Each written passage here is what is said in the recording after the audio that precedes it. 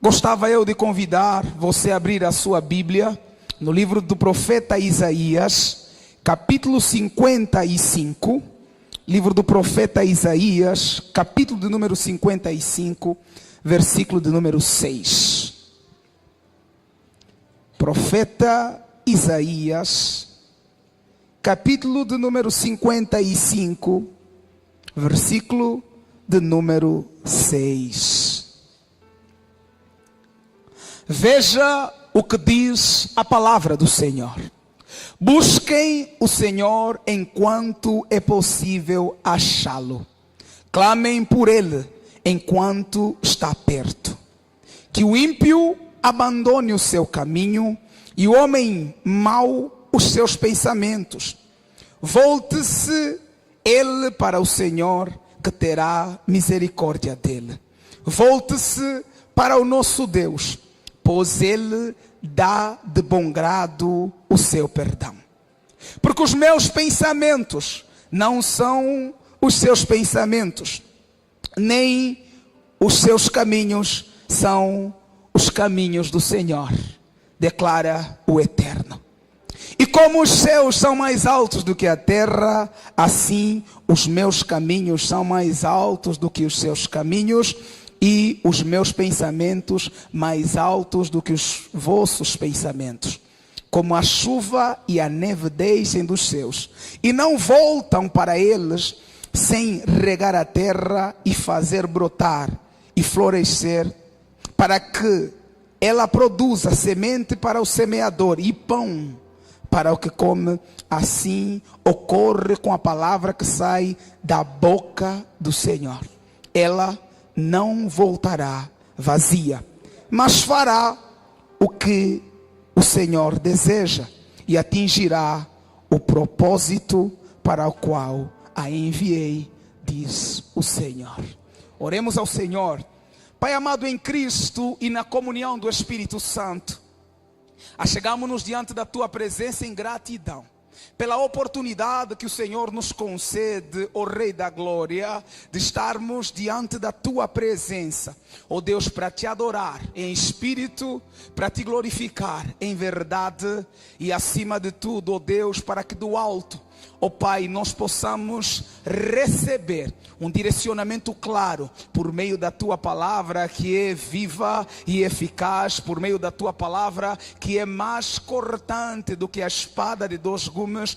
Ó Deus, então em Cristo Jesus, venha, Senhor, falar ao nosso coração por meio dessa palavra. Eu sou apenas instrumento nas Tuas mãos. Usa-me nessa noite para gerar uma nova realidade na mente e no coração de cada um dos meus irmãos. Em Cristo eu oro agradecido, porque Tu, Senhor, és bom e a Tua bondade e misericórdia duram para sempre. Amém. Aleluia. Glória a Deus. A mensagem de hoje é um chamado para a vida de cada um de nós. E o tema dela é: somos métodos de Deus para gerar uma nova realidade. Aleluia. Somos o método divino para gerar uma nova realidade. Muitas das vezes, quando oramos, buscamos resposta, buscamos estratégias. E a igreja vem de um período importantíssimo, que são os 21 dias de oração. E talvez tenha alguém do teu lado que não participou desse tempo de oração. É claro, não falo para vocês aqui, mas se fosse em Angola, se eu chego diante de um homem que não participou do período de oração, eu tenho um conselho muito simples para ele. Como você, é claro, vou repetir, isso é só lá em Angola, aleluia. Isso é lá na selva africana, aqui não. Mas se fosse lá em Angola, eu encontro com um homem que não participou dos 21 dias de oração, eu tenho um conselho muito claro para ele. Meu irmão, me encontre aqui na terça-feira na igreja, que Deus tem uma palavra para você. E na terça-feira, com certeza, eu não falaria com ele. Eu aconselharia esse homem a ficar sentado na frente da igreja, que normalmente passa um pessoal que vende veneno de rato. Eu diria: compra, toma e vá em paz. Porque homem que é homem precisa orar. Homem que não ora não serve para viver, não. E eu não quero hoje falar para aqueles que não oram. Aleluia. Se tem um irmão aí que você identificou que não participou, fala: o pastor não vai pregar para você hoje. Arrisca a tua vida, pode falar, tenha coragem. Deus não nos deu espírito de covardia. Eu quero pregar para aqueles que oram. Aqueles que se achegam diante da presença do Senhor, buscando uma resposta. Aqueles que se achegam diante da presença do Senhor, buscando uma estratégia. Aqueles que se achegam diante da presença do Senhor, buscando um método. Então hoje, o Senhor quer falar para você. Ele não tem uma estratégia para você. Ele não tem um método para você. Ele também não tem respostas para você. Pastor, como assim? O Senhor sai lá da África para me desanimar? Como assim o Senhor não tem uma resposta? Como assim o Senhor não tem uma estratégia? Como o Senhor não tem um método? Nós mesmo, como igreja, Casa do Oleiro, temos um próximo grande passo a dar. Já agora, dezembro e no ano que vem. E com certeza você deve ter orado por isso durante os 21 anos. Deve ter clamado por uma estratégia. Deve ter clamado por uma resposta. Deve ter clamado por um método. Mas hoje o Senhor vem dizer que Ele não tem uma estratégia. Nem para dezembro, nem para o ano que vem e nem para os próximos anos. E Ele também não tem uma resposta para dar. Mas e agora, pastor? Ficaremos sem rumo e direção? Como é que a gente vai se mover se não há uma resposta? Como é que a gente vai se mover se não há um método, se não há uma estratégia? Como? Se o mundo nos ensina a ter estratégias, se o mundo nos ensina a ter métodos, sim, é o mundo que nos ensina. Não falta os 5 passos para você chegar no ponto B. Os 7 passos para implementar aquilo lá. Estratégias é o que mais vendem. Mas hoje o Senhor quer te chamar a atenção. Não há estratégias. Mas eu quero mostrar um caminho sobremodo excelente. Não havendo estratégias, não havendo métodos, o que faremos? Primeiro, o Senhor dizendo: buscai ao Senhor enquanto se pode achar. Invocai-o enquanto está perto. É um chamado, é uma convocação a todos os homens. E quando Isaías faz esse chamado, ele não faz a um povo que era incrédulo. Ele não faz a um povo que não conhecia o caminho do Senhor. Antes, pelo contrário, ele faz esse chamado a uma geração distraída. A uma geração com a sua própria agenda. A uma geração com os seus próprios motivos de oração. A uma geração que amava o nome do Senhor, mas tinha propósitos pessoais. Vou repetir. Quando Isaías faz a convocação de buscar o Senhor, ele não faz a ímpios. Ele não faz, ou melhor, ele não faz a um povo descrente. Ele faz a um povo crente. Mas a um povo crente que tinha a sua própria agenda. A um povo crente que tinha o quê? Os seus próprios motivos de oração. A um povo crente que amava o Senhor, mas tinha propósito pessoal nesse amor. E o mais sério, ele fala a um povo que já conhecia o caminho do templo. Um povo que já sabia se posicionar no culto. Um povo que cultuava segundo a cartilha. Isaías, ele fala a um povo sim que conhecia o nome do Senhor, mas que se esqueceu do caminho, da verdade e da vida. Conhecia o templo, conhecia como funcionava o culto, amava o nome do Senhor, mas havia se esquecido do caminho, da verdade e da vida. Talvez você me pergunte: como assim, pastor? Como é possível conhecermos o caminho do templo, mas não conhecermos o caminho para o centro da vontade de Deus? É possível. Muitos de nós frequentam templos, cultos, mas nos esquecemos de estarmos no centro da vontade de Deus. Como é possível conhecermos toda a estrutura de um culto, mas não conhecermos a verdade? É possível. Quando o que nos interessa é o culto e não a verdade. Quando diante da verdade fazemos ouvidos de mercadores. Você recebe uma palavra e fala: essa palavra era para o fulano que não está aqui. Lembra esse tipo de crente? Como é possível que conheçamos o nome do Senhor, mas não tenhamos a vida dele em nós? A resposta é muito simples. Ter uma religião é muito diferente de ter vida com Deus. A resposta é muito simples. Deus não é nosso parceiro de negócios. A resposta é muito simples. Deus não é o financiador dos nossos sonhos. A resposta é muito simples. Deus também não é o teu patrão. Pastor, acabou meu culto. Acabou meu culto. Porque nessa noite eu vim para fazer do Senhor o parceiro da minha empresa. Eu quero caminhar com Ele na minha empresa. Eu vim nessa noite para apresentar os meus sonhos a Ele, para Ele abençoar os meus sonhos. Eu vim fazer de Deus o meu patrão. Mas não dá. Essa é a mensagem nessa noite.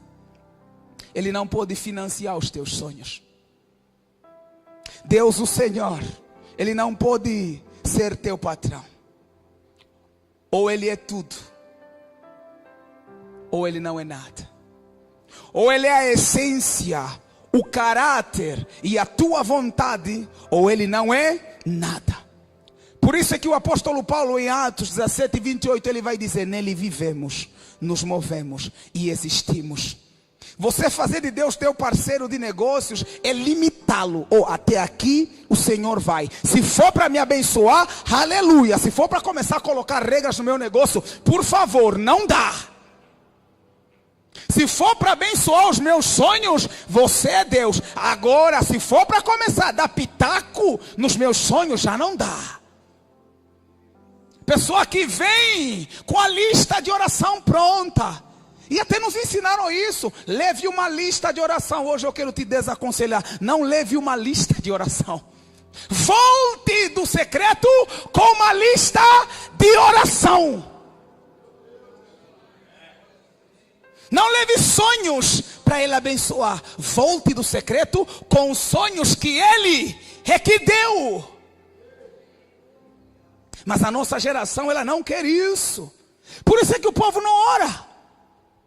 Ele já tem a listinha. Quando termina a lista, acabou a oração.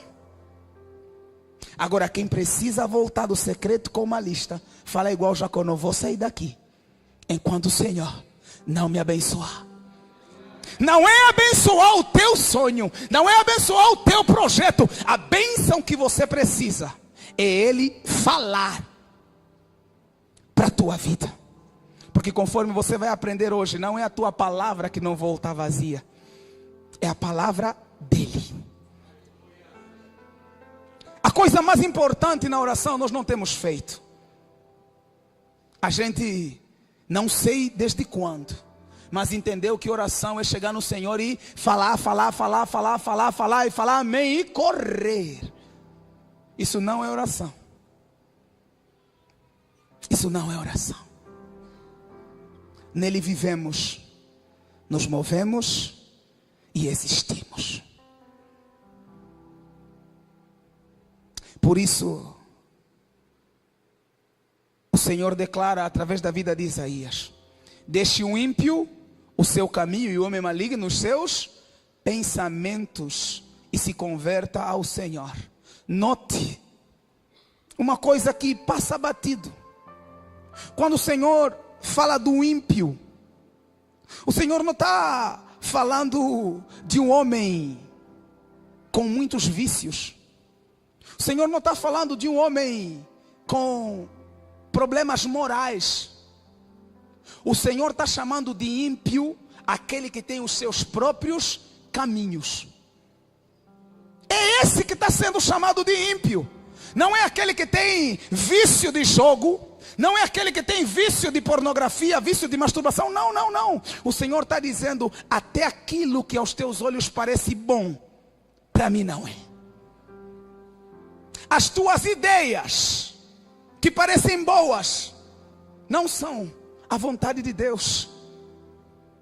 A vontade de Deus é outra vontade. Um ímpio, aqui, para Isaías, é o homem que tem o seu próprio caminho. Ou seja, o nosso caminho pode ser bom, mas não é a vontade de Deus. Buscar o Senhor não é apenas orar, é abandonar o nosso caminho em oração e adotar o único caminho que é Ele.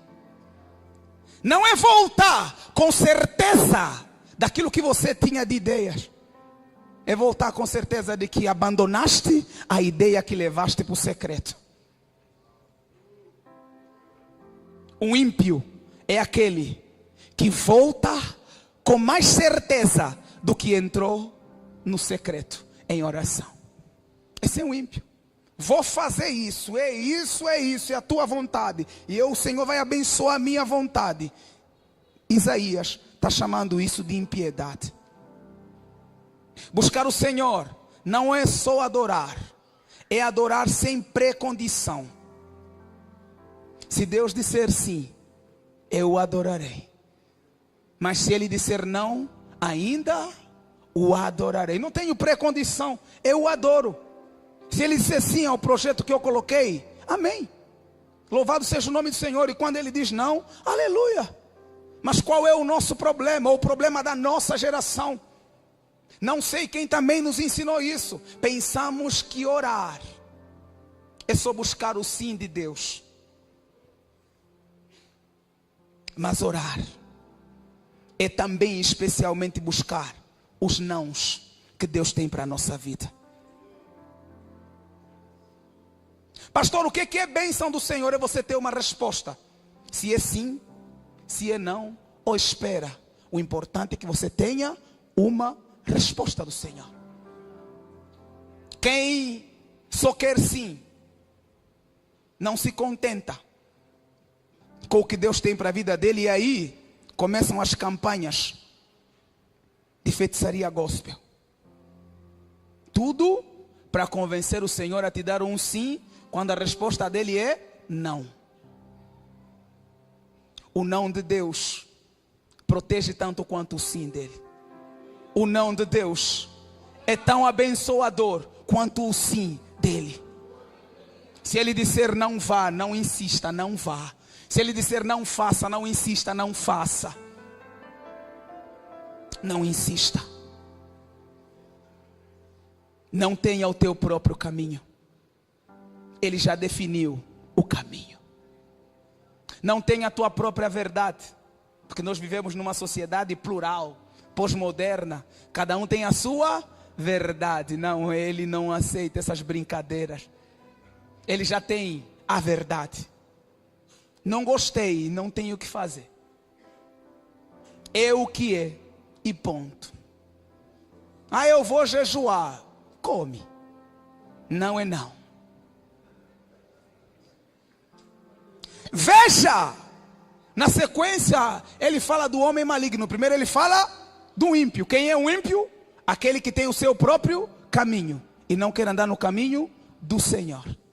E o homem mau é aquele que tem os seus próprios pensamentos. O ímpio, seu próprio caminho. O mau tem os seus próprios pensamentos. Por isso, ser um homem convertido não é apenas abandonar o mal, as ações moralmente condenáveis, os vícios, a arrogância e a vaidade. A conversão é mudança de direção. Se eu estava no meu caminho, não importa quão bom ele era, eu abro mão do meu caminho para seguir o caminho do Senhor. Eu mudo a minha rota.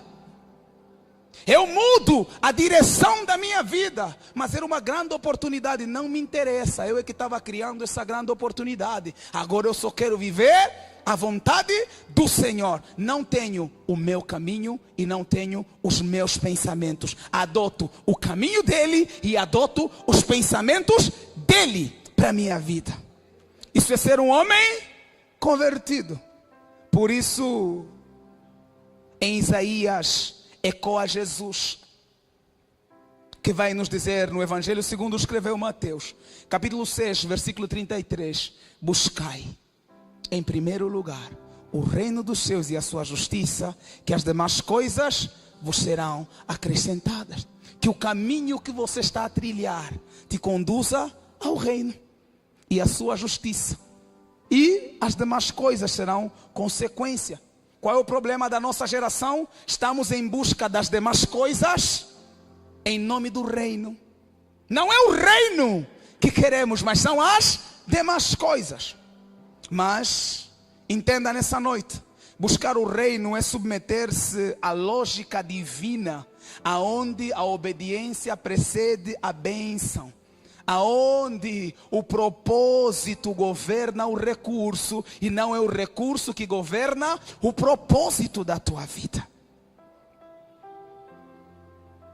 Buscar o reino em primeiro lugar é se submeter a compreender que o pão não vem antes da semente. Primeiro lançamos a semente e depois é que vem o pão. A lógica do reino é completamente diferente. Por isso, o Senhor nessa noite nos diz: abandona o teu caminho, porque isso te faz ímpio, e ande no caminho do Senhor.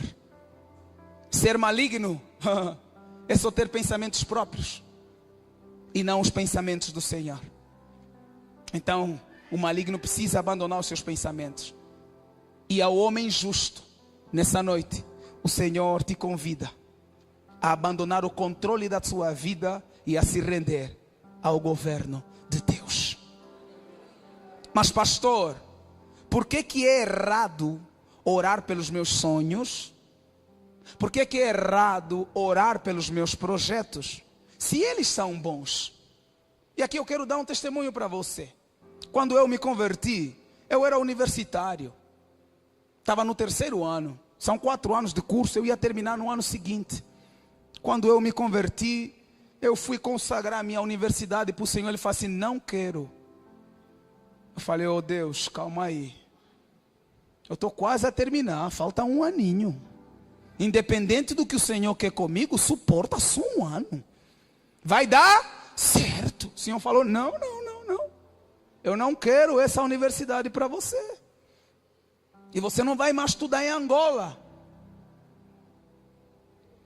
Falei: não, eu estou ficando maluco. Estou ficando doido. Eu vou abandonar esse negócio de cristianismo, porque para mim não dá. Que Deus é esse que não te deixa terminar a faculdade? Falta 1 ano. E é bom terminar a faculdade ou não? É bom, meu irmão. Era um sonho do meu pai ter um filho que é formado. E quando eu fui orar para consagrar a faculdade, o Senhor falou: não quero. E talvez você fale assim: ah, pastor, o senhor está aconselhando a fugir da escola? Não. Não é isso. Você não está entendendo a minha luta com o Senhor. É que eu já estava no 3º ano e Ele queria me voltar no 1º ano de outra faculdade. Eu falei: não faz isso, meu pai. Seja como o Senhor quiser me usar, usa o que eu tenho na mão. Não é isso que te ensinaram? Usa o que eu já tenho na mão. Senhor, eu já tenho uma faculdade em informática, Pai. Usa para o reino. Informática é bom para o reino ou não é? É bom, mas para mim não era. O Senhor não queria isso para mim. E por quê? Primeiro, vai dizer o Senhor: os meus pensamentos não são os vossos pensamentos. Então, quero te dizer nessa noite: não dê ideias para Deus. Pergunte o que Ele tem para você. Não dê ideias. Pergunte. Porque Deus tem um projeto para cada um de nós. Um projeto para o qual Ele nos criou. E Deus não vai mudar o projeto dele na tua vida só porque você chora na hora de orar. Pode chorar, o projeto continua o mesmo.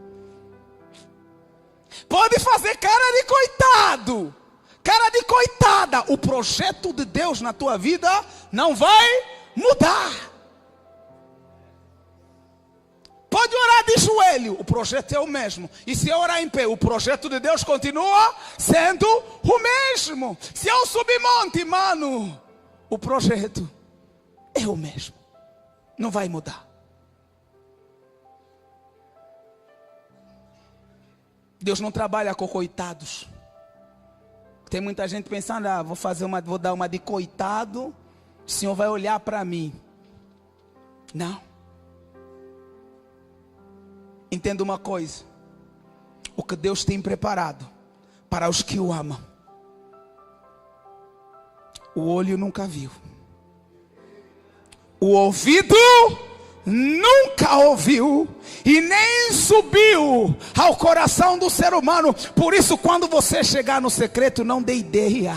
Peça para Ele revelar para você o que o olho nunca viu, o ouvido nunca ouviu e nunca subiu ao teu coração. Por que você quer limitar o agir de Deus na tua vida? Não importa o quão visionário você seja, o que Ele tem preparado para você, o teu olho nunca viu. Não importa se você é igual o Einstein, se você é igual, sei lá, o Mike Zuckerberg, não importa. Ele tem muito mais para você.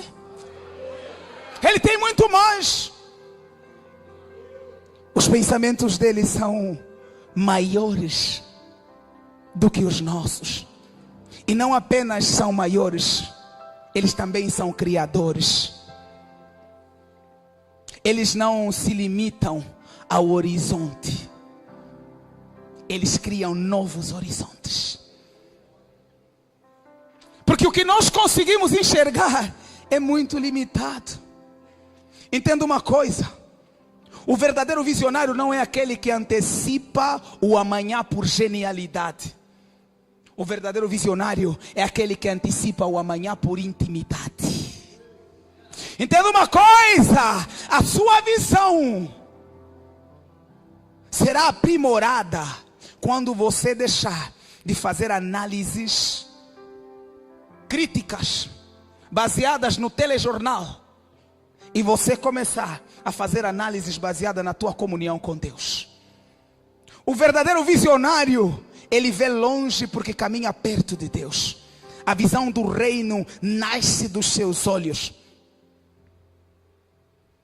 não porque ele olhou o mundo como uma grande oportunidade, mas porque ele verdadeiramente começou a enxergar no altar do secreto. Antes da verdadeira visão ser recebida, ela é percebida no secreto em oração. Antes de ser projetada, ela é motivo de gratidão. Todo autêntico discernimento é oração que ganhou forma, é fé que virou imagem, é amor que se fez planejamento. O homem natural analisa os sinais dos tempos, mas o homem espiritual interpreta a voz de Deus.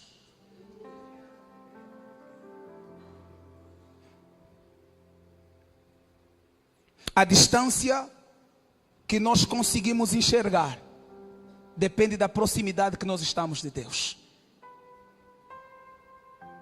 Aqueles que decidiram se levantar do secreto após terem apresentado suas ideias ao Senhor, eles vão enxergar tão longe quanto o horizonte permitir. Mas aqueles que caminharem de joelhos não apenas vão enxergar o horizonte, como estabelecerão novos horizontes. Quem ouve o coração de Deus e sente a dor do próximo não precisa de garantias. Ele se move pela fé. Esta lhe basta, por ser ele a certeza dos que escolheram não andar por vista, mas por visão. Porque afinal, a vida natural não pode te dar uma visão sobrenatural. Mas a vida espiritual te dará uma visão espiritual. Quando você pensa com a mente de Cristo, o impossível deixa de ser obstáculo e se torna oportunidade. Quando você tem a mente de Cristo, não há impossíveis para você. Podemos passar a vida inteira fazendo projetos, mas deixa eu te contar um segredo. É com os projetos humanos que vêm os fracassos. O mundo tem mais pessoas frustradas do que pessoas covardes, mas todos são fracassados. Como assim, pastor? O homem pode planejar, porém só o projeto do Senhor se torna realidade. Então não é por falta de projetos. Tem muita gente planejando, tem muita gente projetando, mas quanto mais planeja, mais se frustra. E uma hora abandona, para não vou viver. Por isso é que uma música tão ridícula como Deixa a Vida Me Levar se torna o hit de uma geração. E todo mundo, vida leva eu. Um bando de frustrado. Um bando de pessoas que pronto, vamos viver. Se tornaram reféns daqueles que estão dando certo. Ele não quer mais dar certo na vida. O que vi, aleluia. Tem pior coisa que viver assim? Não tem. Entenda uma coisa. Cada realidade do reino nasce de uma mente renovada pela vontade de Deus, não de uma agenda humana ou de oportunidades que o homem pode dar. Devemos nos mover por uma promessa. Entenda, a palavra de Deus liberada sobre a tua vida, ela não volta vazia. O Senhor está dizendo nessa noite, não voltará vazia para mim. Mas nessa noite eu quero te levar a um entendimento importante sobre a palavra de Deus. Mas antes eu quero perguntar, quem tem palavra de Deus na sua vida? Quem tem uma palavra de Deus na sua vida? Aleluia, glória a Deus. Que bom que você tem uma palavra de Deus. Mas a palavra de Deus não é um som, é uma mente e uma semente viva. Ao ler o livro de Isaías, é preciso tomar cuidado para não distorcermos a mensagem dele. Entenda uma coisa, o texto profético está completo de figuras de linguagem simbólicas, nas quais nem tudo é o que parece. Então, cada palavra carrega mais do que o sentido literal pode revelar. Quando Deus declara que a palavra que sai da boca dele não volta vazia, ele não se refere ao som que ele emite quando fala. Antes, pelo contrário. Para entendermos que palavra é essa, só lendo João 1:1. Para entendermos o que ele diz. No princípio era a palavra. A palavra estava com Deus. A palavra era Deus. Todas as coisas foram feitas por intermédio da palavra. Sem ela, nada do que foi feito se fez. Versículo 14, nela estava a vida, e a vida era a luz dos homens. A palavra se fez carne e habitou entre nós. Então, quando Isaías diz que a palavra não volta vazia, ele está sendo verdadeiramente profético. Ele está apontando para a cruz, ele está apontando para Cristo. A única palavra que não volta vazia é aquela que se fez carne e habitou entre nós. Então, quando é que a palavra de Deus não volta vazia na nossa vida? Quando verdadeiramente já estamos crucificados com Cristo. Agora já não somos mais nós quem vive, mas é Ele que vive em nós. Aleluia! Entenda uma coisa: o Evangelho, ele é encarnacional. Pastor, que trem é esse? A palavra precisa se fazer carne para se tornar verdade. Ou você se torna a palavra viva, sendo cada passo que você dá um capítulo da Sagrada Escritura, ou então você não tem palavra de Deus. Não é para ter palavra de Deus, é para ser a palavra viva de Deus. Agora você consegue entender a minha introdução? Não é para ter um método, é para ser o método. Não é para ter uma estratégia, é para ser a estratégia. Não é para ter uma palavra de Deus, é para ser a palavra de Deus, o Senhor. Não é para orar por provisão, é para se fazer provisão. Não é para orar por cura, é para se fazer a cura. Não é para orar por resposta, é para ser a resposta. Porque a palavra precisa se fazer carne. Você precisa encarnar a palavra. Não adianta orar para Deus mandar método, estratégia para o próximo passo. Se faça o método, se faça a estratégia. Nesses 21 dias eu orei para Deus nos mandar provisão. Não. Ele não vai mandar outra provisão. Você é a provisão. Ele não vai mandar recurso. Você precisa se fazer recurso. Orar é isso. É ir para o secreto. Não apenas para falar para Deus. Orar é ter coragem de sair de lá e ser a palavra que Ele tem direcionado para você ser. O problema da nossa geração não é falar para Deus, é ser a palavra que Ele quer que nós sejamos. Esse é o problema da nossa geração. Nós saímos do secreto com as mãos levantadas para receber, mas devemos sair do secreto com as mãos voltadas a quem quer receber.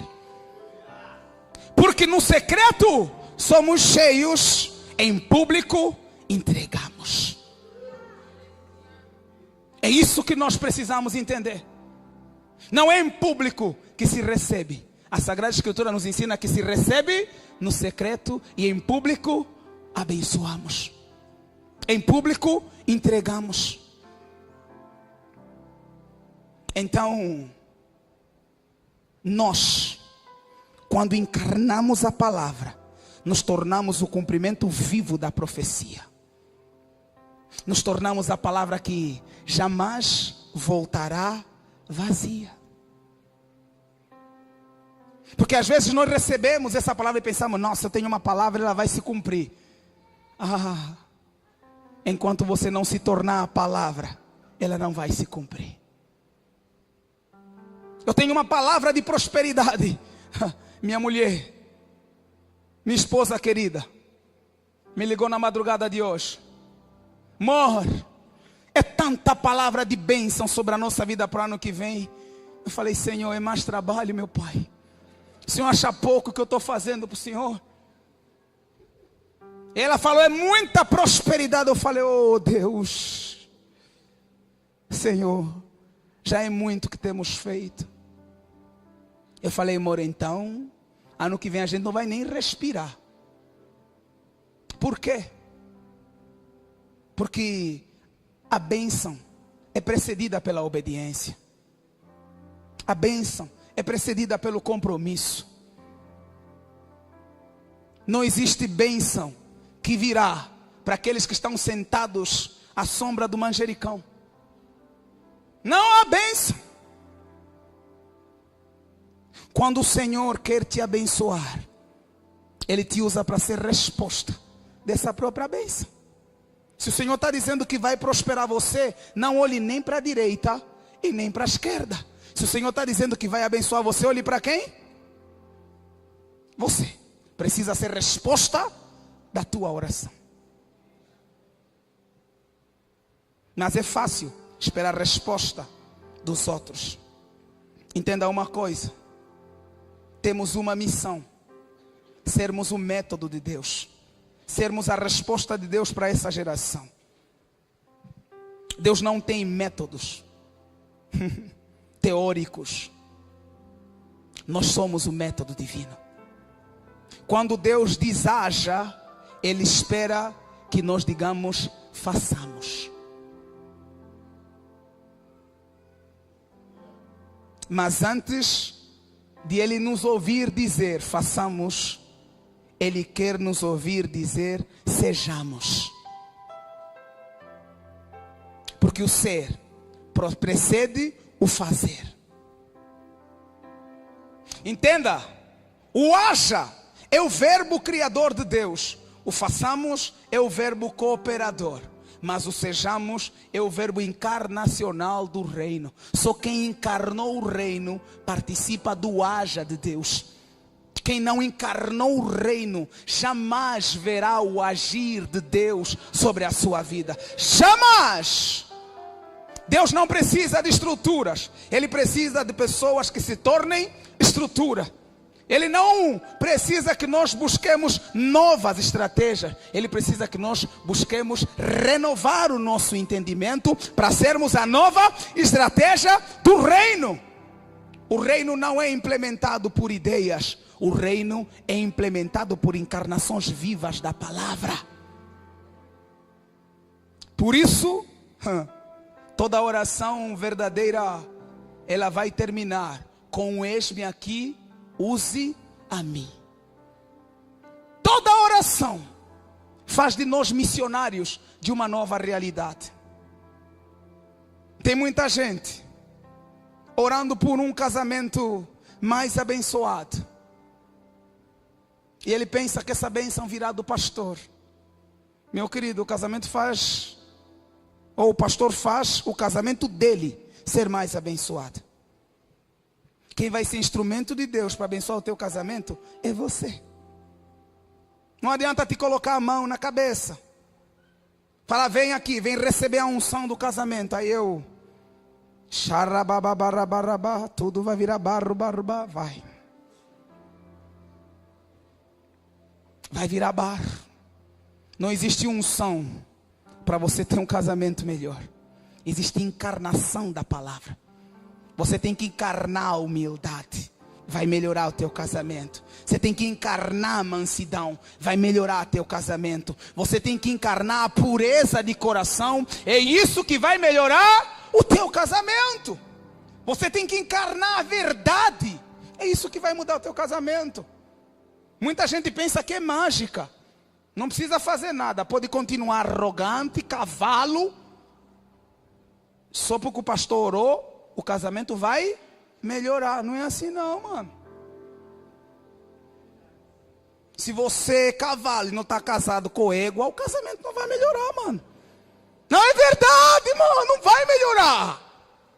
Se casou mulher e é cavalo, vai continuar dando errado. Vai ter que nascer de novo. Ou seja, o cavalo tem que morrer e nascer uma nova criatura. E para isso você não precisa orar. Tem que morrer. Não é pedir, é despedir. Eu deixo de ser o homem que era e me torno um novo homem. Então, entenda. Todo ide nos compromete com vinde a mim. Ou seja, Se o Senhor nos enviou para cumprir uma missão, precisamos voltar para Ele com missão cumprida. Por isso é que Ele está dizendo: toda a palavra que eu liberar não voltará vazia, sem antes cumprir o propósito para o qual a designei. Ou seja, muitos de nós não deveriam voltar a orar sem antes terem a vergonha na cara de cumprirem o que se comprometeram semana passada, mês passado, ano passado. Por que você voltou se você está de mãos vazias? Se a palavra está dizendo que você não deveria voltar de mãos vazias. Todos os meses estás a orar pelo mesmo motivo de oração. Desde que você entrou na igreja, o teu problema é financeiro. Desde que você entrou na igreja, o teu problema é a tua família. Sabe por quê? Porque você sempre volta de mãos vazias. Você volta como um servo inútil, que não fez o que deveria ter feito, porque não é quem deveria ser. Pastor, de forma assim, mais simples, essa palavra está dizendo o quê? Cara, você precisa morrer. Você precisa morrer. Nós não somos apenas missionários, mas somos a própria missão. Você tem que entender isso. Se a missão é salvar, eu me faço salvação. Se a missão é libertar, eu me faço liberdade. Se a missão é abençoar, eu me faço bênção. Se a missão é curar a nossa geração, eu me faço o remédio de Deus para essa geração. Eu me faço a própria missão. E para finalizar, vivemos em uma geração que ora muito, profetiza mais ainda, mas quase não age em conformidade com as orações ou as profecias que entrega ou recebe. O que há mais é oração de monte, mas pouca transformação. Há muito profeta, mas pouca resposta de profecia. E o problema não é falta de fé, é falta de encarnação da palavra. Ela precisa se fazer carne, ser enviada ao mundo, gerar uma nova realidade e voltar com 2 relatórios. O primeiro de gratidão: obrigado por me usar. O Senhor tinha me dado 2 talentos, eis aqui, multipliquei eles, agora são 4. O Senhor tinha me dado 5 talentos, eu multipliquei, agora eles são 10. Mas tem aqueles que enterram o talento, e como não querem prestar contas, cavam outra cova e se enterram também. Não enterra só o talento, ele se enterra também. Porque ele sabe que o Senhor vai cobrar contas. Entenda uma coisa: com alegria devemos sair, em paz ser guiados, e os montes e os outeiros romperão em cânticos perante a face do Senhor. Por quê? Porque voltaremos diante do Senhor, trazendo resposta de perguntas que o mundo estava a fazer. Não somos espectadores da vontade de Deus, nem executores da sua palavra. Nós precisamos ser a própria palavra. Nós não esperamos o céu descer. Nós fomos enviados para fazê-lo visível na terra. Por isso é que o Senhor Jesus vai dizer: o reino já está dentro de vocês. Não será visto com visível aparência, a menos que nós nos manifestemos, para que vejam as nossas boas obras e glorifiquem ao Pai que está nos céus. Ou seja, nós somos o reino dos céus na terra. Então pare de se comportar como mendigo. Pare de viver como desgraçado. Você é o reino. Aonde você chega. Se mata, mas não sai do secreto. Sem ser estratégia. Por isso é que eu falei, homem que não ora, pode tomar veneno de rato, é inútil. Vai continuar sendo escravo do sistema. Vai continuar culpando o governo. Se subir um governo de esquerda, é a esquerda. Se subir um governo de direita, é a direita. O Brasil está acomodado. O Senhor nunca disse que a esquerda é a luz do mundo, ou a direita é o sal da terra. Ele falou, nós, a igreja, somos sal e luz. O Brasil está acomodado, pensando que é o governo A, B, C ou D que vai mudar as coisas. Por que uma fonte má daria bons frutos? Por quê? País dividido por causa de ideologia besta. E a igreja fugindo da sua responsabilidade. O problema do Brasil não é a esquerda ou a direita. O problema do Brasil é a igreja. Nós é que não estamos sendo sal e luz. Sabe quantos milhões de cristãos o Brasil tem? E somos inexpressivos. Qualquer maluco aprova a lei que quiser aqui no país. E a igreja finge que não viu. Você dorme em paz. E acorda tranquilo. Amanhã quando aquela lei vem te ferrar, é que você faz o quê? Começa a murmurar. Se não murmura, os mais inteligentes sabem fazer o quê? Começam a orar. Vamos orar, porque está tendo perseguição, né? Porque veja bem, se a gente não orar, cara, está atrasado. Não fomos palavra viva. E porque não fomos palavra viva, alguém tomou o nosso lugar. E agora não adianta orar, não vai mudar nada.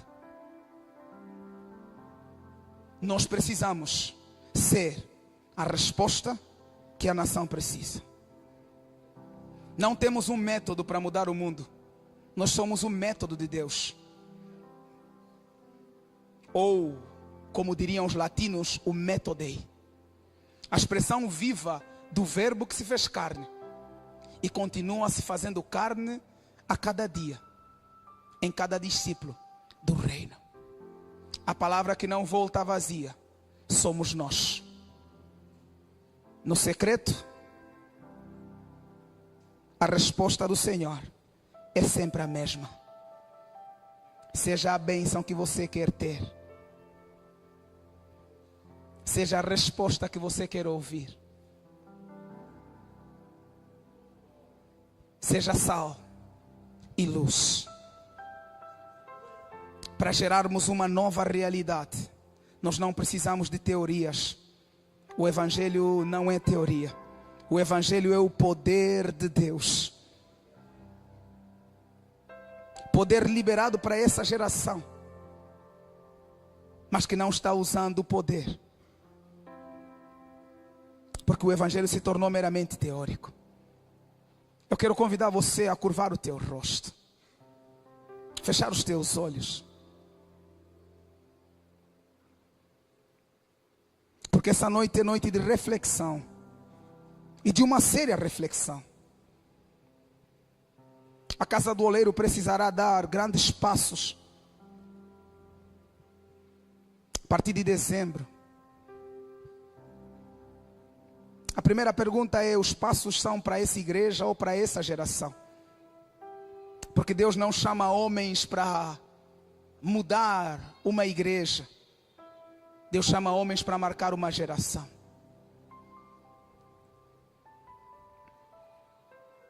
os passos que a igreja vai precisar dar, pelos quais você tem orado, eu acredito. Você se fará resposta ou vai aguardar resposta de oração?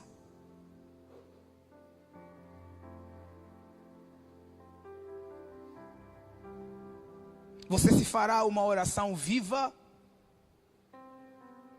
ou uma gritaria inútil?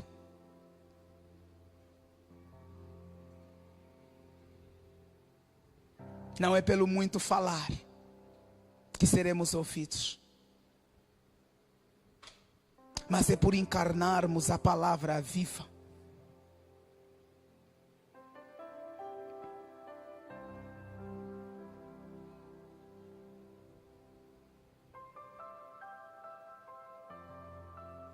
Tem um louvor que diz: quando eu te vejo, eu percebo algo diferente em mim. Quando te contemplo, eu me torno cada vez mais semelhante a ti. Que a contemplação do Senhor no secreto nos leva a viver essa realidade de sermos cada dia mais parecidos a Ele. Entenda uma coisa: há uma nova unção para gerarmos uma nova realidade nesta geração. Mas isso não vai acontecer enquanto você não se tornar a palavra viva. Enquanto aonde você passar não chegue a verdade, não chegue a justiça, não chegue liberdade. Enquanto você não se tornar o verbo de Deus vivo, nada vai mudar. Não importa o quanto você ore, não importa o quanto você chore. O Senhor nessa noite está falando para você. Você é resposta da oração. O mesmo poder que esteve sobre Cristo pelo Espírito Santo está sobre a tua vida. Por isso é que Ele declarou que coisas maiores faríamos.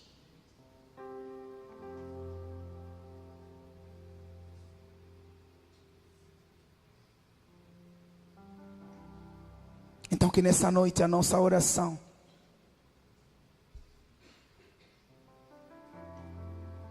seja essa canção: quando eu te vejo, que eu me torne cada vez mais semelhante a ti.